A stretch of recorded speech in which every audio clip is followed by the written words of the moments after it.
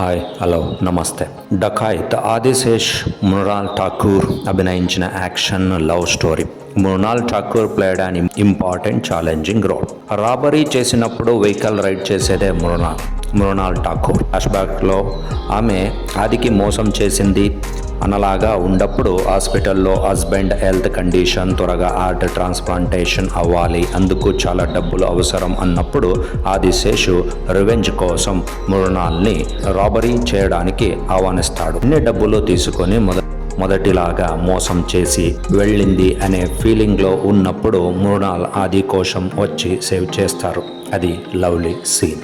ఈ ఫిలింలో ఆదికి కార్ డ్రైవింగ్ రాదు. రొమాంటిక్ సీన్లో కారు నేర్పించేది మృణాల్. డకాయిత్ టైంలో తన కాలికి బుల్లెట్ తగిలినప్పుడు కూడా ఆదికి కార్ గేరు, క్లచ్ గురించి నేర్పించి పద అనే సీన్ ఎక్సలెంట్. కానీ ఫిలింలో నిజంగా జరిగేది ఏమి, హార్ట్ ట్రాన్స్ప్లాంటేషన్ ఎవరికి ఉంది అనే తెలుసుకోవాలని అని ఉంటే డకాయిత్ చూడాలి. ప్రకాష్ రాజ్, అనుపమ్ కశ్యప్ అభినయం సూపర్. సునీల్ కూడా ఉన్నారు. చేజింగ్, బుల్లెట్ ఫైరింగ్ ఎక్కువ ఉంది. క్లైమాక్స్లో హార్ట్ ట్రాన్స్ప్లాంటేషన్కి హార్ట్ దొరుకుతుందా? క్లైమాక్స్లో మీకు ఒక స్ట్రాంగ్ లవ్ స్టోరీ ఫీలింగ్ ఇస్తుంది ఈ movie. Thank you for watching.